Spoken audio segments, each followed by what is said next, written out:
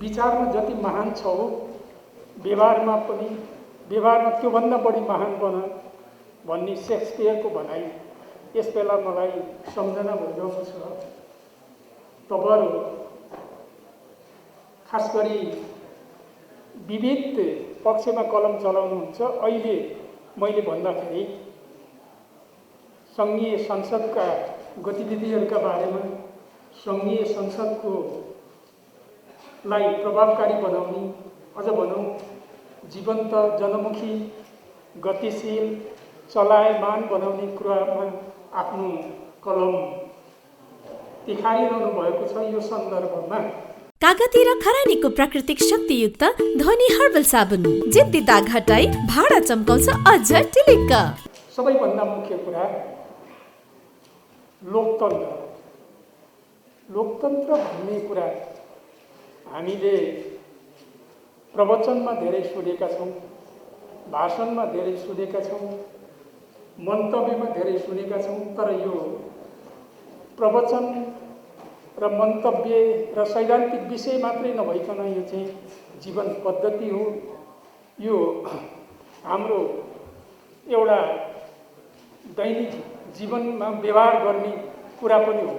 त्यसकारण मैले यहाँ जोड दिएर सुरुमै भन्न खोजेको कुरा के हो भने हामी लोकतन्त्रको पक्षमा कलम चलाउँछौँ भने हामीले हाम्रै जीवन व्यवहारद्वारा अहिले तपाईहरु जो अधिवेशन गर्दै हुनुहुन्छ यो अधिवेशनमा तपाईहरुले लोकतन्त्रको अभ्यास त यस्तो पो हो भनेर उदाहरण प्रस्तुत गर्नुहुनेछ र वास्तवमा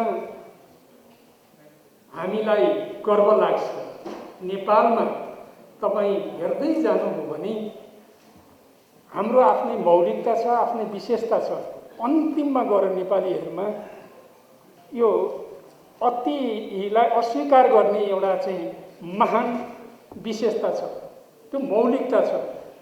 त्यो चाहिँ हरेक इतिहासका कालखण्डहरुमा त्यो झल्किएको छ र यहाँ पनि तपाईहरुको एउटा एकता अनि तपाईहरुका बीचमा हुने सहकारी समझदारीले मलाई निकै प्रभावित बनाएको छ। यो एक वर्षदेखि मैले जुन सभामुखको जिम्मेवारी प्राप्त गरेँ अथवा जिम्मेवारी सम्हालिरहेको छु, तपाईहरुका गतिविधिहरू र तपाईहरुले गर्ने कामहरूलाई नजिकबाट निहाल्ने कोसिस पनि गरिरहेको छु र म सुरुमै तपाईहरुलाई अन्तरतम हृदयदेखि नै धन्यवाद दिन चाहन्छु कि कोरोनाको असाधारण परिस्थितिका कारण र अन्य विविध कारणले गर्दाखेरि तपाईहरुसितको भेटघाट त्यति घनीभूत हुन सकेन अथवा त्यति नियमित हुन सकेन। त्यो भेटघाट नहुँदाखेरि पनि इतिहासका खास घडीहरूमा तपाईहरुले जुन भूमिका खेल्नुभयो, तपाईहरुले जुन पहल कदमी लिनुभयो, त्यसका लागि म तपाईहरुप्रति असाध्य धेरै खुसी छु र हार्दिक धन्यवाद दिन चाहन्छु। मैले भन्न खोजेको कुरा के हो भने वास्तवमा घटनाक्रमलाई हामी हेर्दै गयौँ भने अहिले एक साइडबाट हेर्दाखेरि हामीलाई कता यहाँ पूर्व वक्ता मित्रहरूले पनि भन्नुभयो, हामीले जे अपेक्षा गरेका थियौँ त्यो अपेक्षा अनुसार भइरहेको छैन। हाम्रो अपेक्षा सङ्घीय संसदबाट, प्रतिनिधि सभाबाट अलिक बढी नै थियो र धेरै उतार चढावहरू पनि भए भनेर चाहिँ यहाँ व्यक्त गर्नुभयो। तपाईहरुका विचारप्रति मेरो उच्च सद्भाव छ। तर पनि मेरो भनाइ कहाँनेरि छ भने वास्तवमा यो समाज विकासका क्रममा उतार चढावहरू, घुम्ती मोडहरू अनि त्यसपछि कहिलेकाहीँ त एकदम ठुला बहसहरू पनि सृष्टि हुन्छन्। अहिले हामी एउटा महान बहसको प्रक्रियाबाट चाहिँ गुज्रेर यहाँसम्म आइपुगेका छौँ। पहिला भनिने गर्थ्यो समुद्र मन्थन, त्यस्तै गरी हामीले एउटा समुद्र मन्थन जस्तै गरी धेरै ठुलो बहस गर्यौँ। त्यो बहसका बीचबाट फेरि नेपालीहरूले पहल कदमी लिए र फेरि सफलता पनि हासिल गर्दैछन्। तर सफलता र फेरि त्यसपछि फेरि यी समस्याहरू यी अगाडि जाँदै गर्छन्। तपाईँ अन्तिम संश्लेषणमा विचार गर्नुहुन्छ भने, पुग्नुहुन्छ भने फेरि यसले गति नै लिएको छ, यसले सही निष्कर्षतिर नै पुर्याउँछ। यो हाम्रो बहस जारी छ, निरन्तर रूपमा जारी छ। यस अर्थमा म तपाईहरुलाई के भन्छु भने हामीले यो बहसमा अझ सक्रियतापूर्वक, अझ जिम्मेवारीपूर्वक भाग लिँदै गरौँ, अगाडि बढौँ। म तपाईहरुलाई विश्वास दिलाउन चाहन्छु यो अगाडि बढ्ने क्रमसँगै हामी निष्कर्षमा पुग्छौँ। तपाईहरुले अपेक्षा गर्नुभएको छ नि हाम्रो नेपाली मात्रको सर्वोच्च जनप्रतिनिधि थलो संघीय संसद, यसको सर्वोच्चता, यसले गर्ने लोकतान्त्रिक अभ्यास र हामीले चाहिँ यहाँ सूत्रवाक्य बनाएका छौँ, यो जीवन्त र जनमुखी बनाउँछौँ भन्ने यो पुरा भइछाछ। मैले भन्ने गरेको छु, समस्याहरू छन्, चुनौतीहरू छन्, तर मलाई के विश्वास छ भने यी समस्याहरू, चुनौतीहरू एक एक गर्दै हामी हल गर्दै जानेछौँ, बिस्तार बिस्तार। किनभने तपाईहरुलाई राम्रोसित थाहा छ, संघीय संसद अथवा प्रतिनिधि सभामा सबभन्दा मुख्य भूमिका राजनीतिक दलहरूको हुन्छ। राजनीतिक दलहरूका बीचमा समझदारी, सहकार्य र एउटा सहमतिको वातावरण कायम गर्दै अगाडि जाने, मैले सुरुमै पनि भने त्यो नेपालीहरूको विशेषता पनि हो। अन्तिममा कुनै सिद्धान्तको, दर्शनको, कुनै विचारको चाहिँ बहस बिना पनि मैले भने नेपालीहरूमा एउटा महान परम्पराको चाहिँ विकास हुँदै आएको छ। अन्तिममा गएर सहमति कायम गर्ने ठुला ठुला चाहिँ समस्याहरूमा हामी गुज्रे 10 वर्षको जनयुद्धकै कुरा गरौँ, अरू कुराहरू गरौँ, आम्ने सामनेमा हामी यसरी चाहिँ भीषण ढङ्गले लड्यौँ। फेरि अन्तिममा फेरि शान्ति सम्झौता मार्फत हामी अगाडि बढिरहेका छौँ र अझै हामीले चाहिँ यो महान बहसलाई अझ गम्भीरतापूर्वक, अझ जिम्मेवारीपूर्वक अगाडि बढाउनु पर्ने आवश्यकता छ। यो आवश्यकता पुरा गर्नका लागि अब मैले अघि नै भने राजनीतिक दलको मुख्य भूमिका हुन्छ, नागरिक समाज, अब त्यस्तै चाहिँ विविध पक्षको हुन्छ। त्यतातिर म धेरै जान्न, तपाईहरुको पनि भूमिका रहिआएको छ, तपाईहरुको योगदान इतिहासमा दर्ज भइरहेको छ र अब पनि मलाई के लाग्छ भने तपाईहरुले विगतका राम्रोसित समीक्षा गर्दै यसलाई चाहिँ अझ प्रभावकारी बनाउनुहुन्छ भन्ने मलाई विश्वास लागेको छ। जहाँसम्म तपाईहरुले म सभामुख हुने बित्तिकै हाम्रो अन्तर्क्रियामा, छलफलमा तपाईहरुले केही मागहरू उठाउनु भएको थियो, त्यो मागहरू पुरा गर्नका लागि र त्यो मागमा जुन तपाईहरुले ध्यान आकर्षण गर्नुभएको छ मैले सम्झिरहेको छु। तर परिस्थितिको चाहिँ एउटा परिस्थितिजन्य कारण मैले फेरि उल्लेख गरिरहनु पर्दैन, मानव जातिको नै अस्तित्व र सभ्यतामाथि नै चुनौती खडा भयो। त्यसमाथि फेरि हाम्रो आन्तरिक रूपमा पनि धेरै चुनौती र समस्याहरू खडा भए। त्यसतिर समय बढी केन्द्रित गर्नु पर्दाखेरि त्यसको व्यवस्थापनमा सोचे जति, मैले चाहे जति हुन सकेको छैन। तर फेरि म के ठान्दछु भने तपाईहरुले त्यसलाई धेरै राम्रोसित चाहिँ विचार गर्नुभएको छ कि त्यो बिस्तार क्रमशः फेरि त्यसलाई हामी व्यवस्थित गर्दै जान्छौँ। र मलाई के राम्रोसित थाहा छ भने तपाईहरुले संसदभित्रका सूचनाहरूलाई सही ढङ्गले जनतामा सम्प्रेषण गर्नुभयो, जनतामा प्रभाव भयो भने जनताले हाम्रो मूल्याङ्कन गर्ने धेरै राम्रो अवसर पाउनेछ। संघीय संसदका गतिविधिहरू, क्रियाकलापहरू अनि प्रतिनिधि सभामा हुने छलफल बहसलाई सही ढङ्गले जनतामा तपाईले प्रभावित गरिराख्नु भएको छ। अझ बढी जनतामा त्यो प्रभावित भयो भने जनताले हामीले गरेका राम्रो कामको, नराम्रो कामको चाहिँ आलोचना, राम्रा कामको चाहिँ मूल्याङ्कन गर्नेछन् र यो मूल्याङ्कन गर्ने कुराले चाहिँ के गर्ने छ त भन्दाखेरि हामीलाई जवाफदेही बनाउनेछ, जिम्मेवार बनाउनेछ, पारदर्शी, अझ पारदर्शी बनाउन उत्प्रेरित गर्नेछ र यसले लोकतान्त्रिक प्रणालीलाई सुदृढ गर्न मद्दत पुग्नेछ। यस काममा तपाईहरुले गरिराख्नु भएको छ। अझ यसमा अझ जोड दिनका लागि म आग्रह गर्छु। प्रिय मित्रहरू, मलाई दुईटा शब्दहरू अहिले यहाँ पनि उल्लेख भइरहेको छ। एउटा इन्भेस्टिगेसन, अनुसन्धान, यो अनुसन्धानको क्षेत्रमा हाम्रो राष्ट्रिय जीवनका हरेक क्षेत्रमा अनुसन्धानको महत्त्वलाई स्थापित गर्ने कुरा धेरै धेरै चुनौतीपूर्ण छ।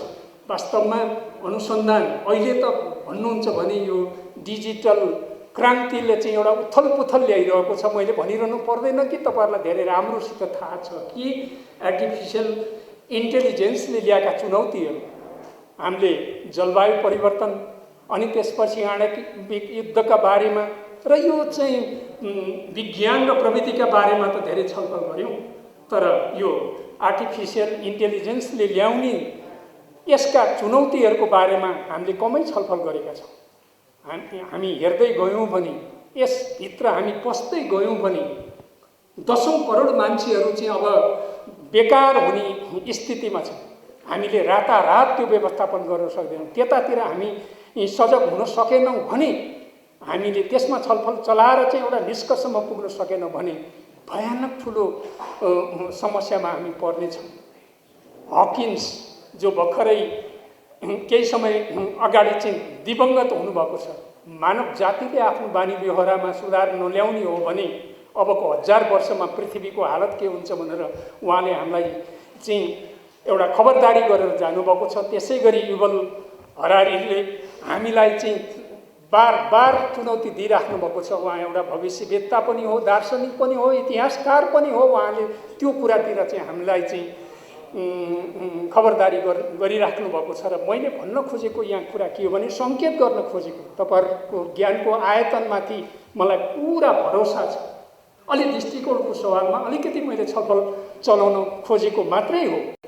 मुख्य कुरा मलाई के लाग्छ भने दृष्टिकोण नै हो। दृष्टिकोण भने धेरै महत्त्वपूर्ण कुरा हो र ज्ञानको आयतन सहायक कुरा हो, तर फेरि दुईटैको आवश्यकता छ। त्यसकारण मैले सङ्केत गर्न खोजेको कुरा के भने, हामी मानव जातिले आर्जन गरेको ज्ञान चेतनाको सर्वोच्च संश्लेषणबाट अपडेट हुनै पर्छ। हामी अपडेट हुन सकेनौँ भने फेरि यो कुरा ग्यारेन्टी छ कि हामी डिजेट हुन्छौँ। त्यसकारण यो कुरातिर तपाईँहरू असाध्यै चनाखो हुनुहुन्छ, सचेत हुनुहुन्छ। फेरि म ती दुईटा शब्दतिर जान्छु, रिसर्च एन्ड इनोभेसन अथवा इन्भेस्टिगेसन। वास्तवमा अहिले प्रविधिलाई प्रयोग गरेर दुनियाँमा धेरै ठुला ठुला चमत्कारहरू भएको छ। जुन जुन देशले चाहिँ अहिले चमत्कारिक उन्नति गरेका छन्, ती उन्नतिका पछाडि सबभन्दा मुख्य कारण मलाई के लाग्छ भने प्रविधिको प्रयोग। हामीले त्यसमा प्रयोग गर्न सकेका छैनौँ। जीवनका हरेक पक्षमा त्यसको प्रयोग भइरहेको छ र हामीले कल्पनै गर्न नसकेका उन्नतिहरू भइरहेका छन्। मैले त्यो फेरिस्त दिनु पर्दैन। यति भएपछि मैले के कुरा चाहिँ इङ्गित गर्न खोजेको कुरा तपाईँहरूले बुझ्नुभएको छ र त्यस दिशातर्फ जस्तो रिसर्च अनि त्यसपछि गएर यो इन्भेस्टिगेसन, यसमा हामीले स्थापित गर्ने कुरा पनि भनौँ न, यो समाजमा चाहिँ कुनै नयाँ विचार, नयाँ दृष्टिकोण अनि त्यसपछि गएर विश्व दृष्टिकोण, राष्ट्रिय दृष्टिकोण स्थापित गर्ने दायित्व पनि र जनमत सिर्जना गर्ने शक्तिशाली माध्यम भनेको पत्रकारिता जगत हो। त्यसमाथि पनि तपाईँहरूलाई इतिहासले अहिले सङ्घीय संसदको गतिविधिमाथि चाहिँ अध्ययन गर्ने, त्यसका गतिविधिलाई नजिकबाट चाहिँ सचेत ढङ्गले चाहिँ अनुसन्धान गर्ने र जनतामा प्रवाह गर्ने गुरुत्तर दायित्व तपाईँहरूलाई सुम्पिएको छ इतिहासले। यो दायित्व पुरा गर्नका लागि तपाईँहरू अग्रसर हुनुभएको छ र यो अधिवेशनले अझ त्यसमा विहङ्गम, विस्तृत, गम्भीर समीक्षा गरोस् र आगामी दिनका लागि चाहिँ त्यो आगामी कार्यभार सुनिश्चित गरोस् भन्ने म चाहन्छु। र फेरि पनि मलाई के लाग्छ त भन्दाखेरि अहिले अब जुन पूर्ववक्ता मित्रहरूले भन्नुभएको छ, यहाँ कुरा उठाउनु भएको छ, मलाई धेरै महत्त्वपूर्ण राय, सल्लाह, सुझाव पनि दिनुभएको छ र त्यसलाई मैले चाहिँ गम्भीरतापूर्वक लिएको पनि छु। म तपाईँहरूलाई के विश्वास दिलाउन चाहन्छु त भन्दाखेरि मैले भनिसकेँ, राजनीतिक दलहरू जो निर्णायक हुन्छन्, चाहे संसदमा भन्नु, चाहे राष्ट्रिय राजनीतिमा भन्नु, चाहे यो देशको चाहिँ नीति निर्माण लगायतमा चाहिँ महत्त्वपूर्ण भूमिका खेल्ने मूल नीति राजनीति र त्यो राजनीतिक दलहरू त्यसलाई कार्यान्वयन गर्ने, त्यो राजनीतिलाई सही दिशामा लैजाने कुरामा उहाँहरूको भूमिका महत्त्वपूर्ण हुन्छ। म अहिले छुट्टै रूपमा राजनीतिक पार्टीका नेताहरूसित चाहिँ विचार विमर्श परामर्शमा छु र त्यसका साथसाथै मैले विधिवेत्ताहरू, नीति निर्माणमा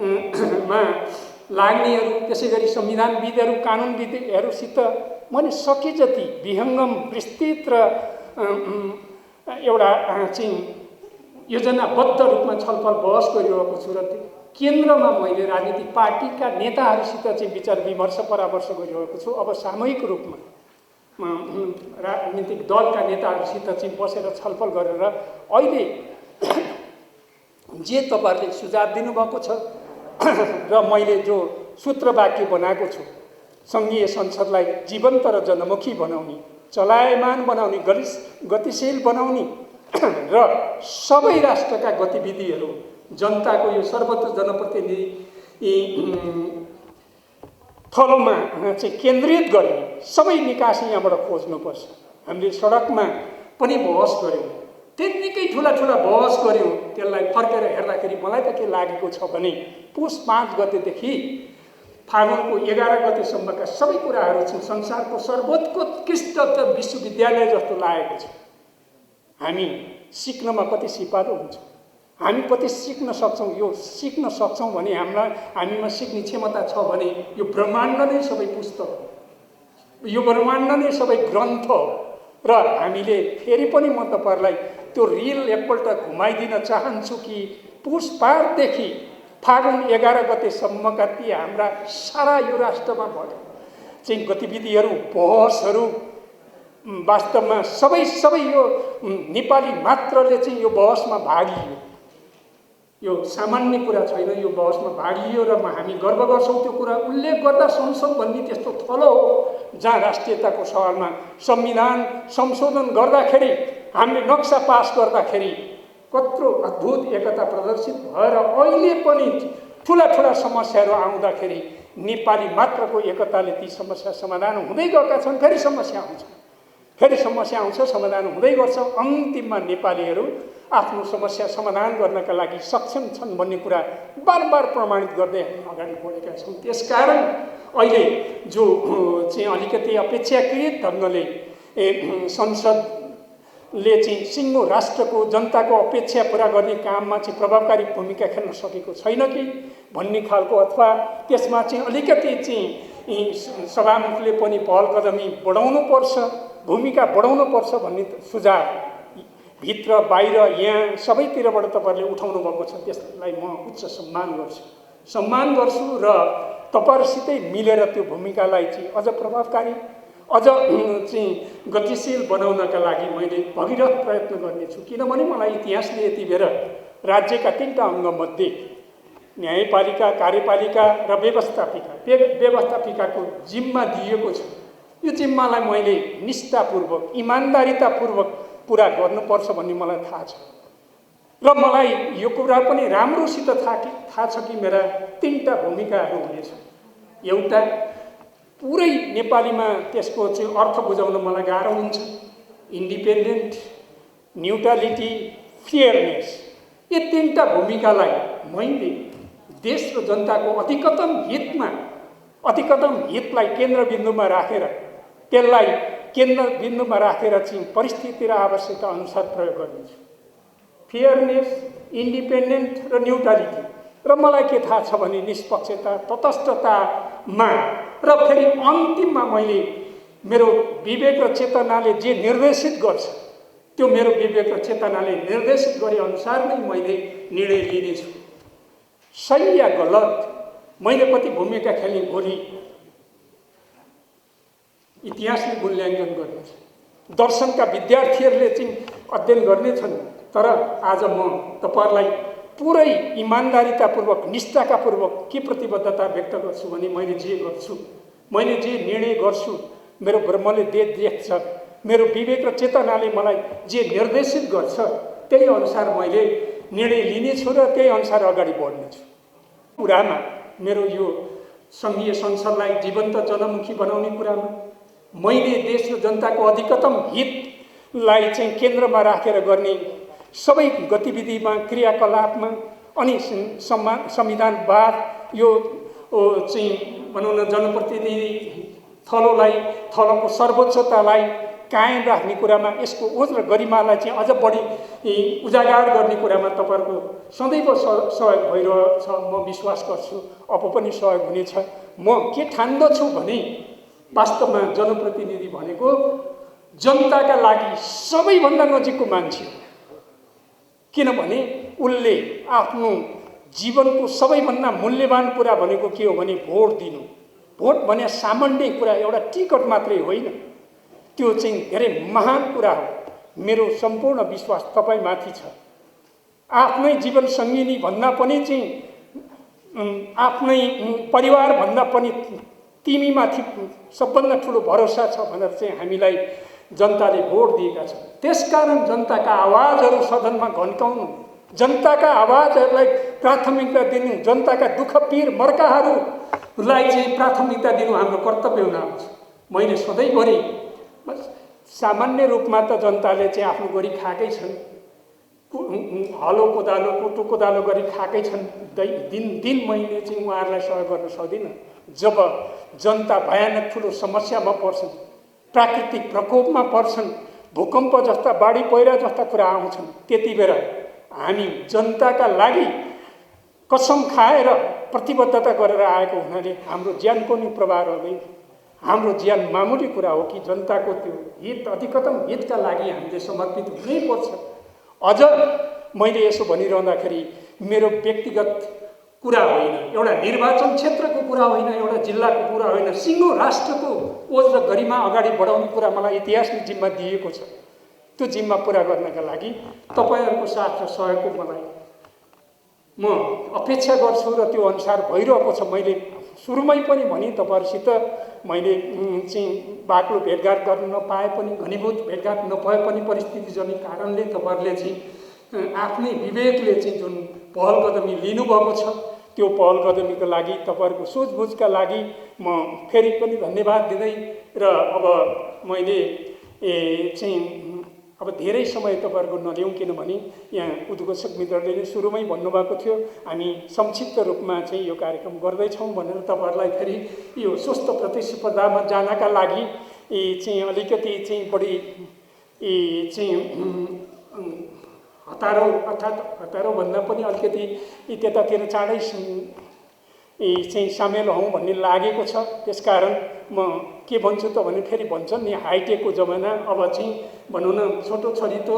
र अब अलिकति चाहिँ भनौँ न चुस्त दुरुस्त नै व्यवस्थापन र कार्यक्रम पनि त्यस्ता होस् भन्ने हाम्रो चाहना छ। त्यसकारण धेरै कुरा नगरिकन फेरि अन्तिममा म के भन्छु भने अन्तिममा फेरि हामीले धेरै चिन्तित हुनुपर्ने, निराश हुनुपर्ने कुरा छैन।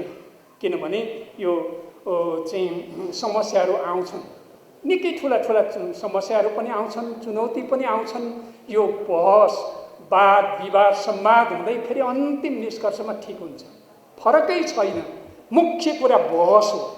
बहस भयो कि भएन? बहस भएको छ, एकदम विहङ्गम बहस भएको छ, महान बहस भएको छ र भ्रमहरू फैलिएका छन् भने नै हामीले धेरै चिन्तित हुनु पर्दैन। भयानक भ्रमहरूबाट महान सत्यको जन्म हुन्छ, भइछाड्छ। त्यसकारण हामीले 70 वर्ष सङ्घर्ष गरेर ल्याएको लोकतन्त्र हामीले भनिरहेका छौँ। अहिले हामीलाई कता कता चाहिँ त्यो लोकतन्त्र विकास विस्तार र सुदृढ भएन भन्ने जस्तो लागिरहेको छ। हामी किन राष्ट्रको जीवनमा त्यति साङ्ग्रो ढङ्गले सोच्छौँ? 70 वर्ष होइन, अर्को 100 वर्ष पनि लड्न पर्ने हुनसक्छ, अर्को 100 वर्ष पनि सङ्घर्ष गर्न पर्ने हुनसक्छ। त्यसकारण हामीले राष्ट्रको जीवनलाई हाम्रो व्यक्तिको जीवनसित जोडेर चाहिँ फेरि समय पो सिद्धिन लाग्यो, धेरै पो भयो भनेर हामीले नसोचौँ। चिन्तित हुनुपर्ने कुरा छैन। जे हुँदैछ ठिक हुँदैछ। मुख्य कुरा यति बेला हामी चिन्तित हुनुपर्छ। बडो शून्यताको स्थिति भयो भने अहिले अलि शून्यताको स्थितिहरू, पार्टीहरू चाहिँ छलफल बहसमा लागिरहेका छन्, भित्रभित्रै चाहिँ रणनीति कार्यनीति बनाउन लागिरहेका छन्।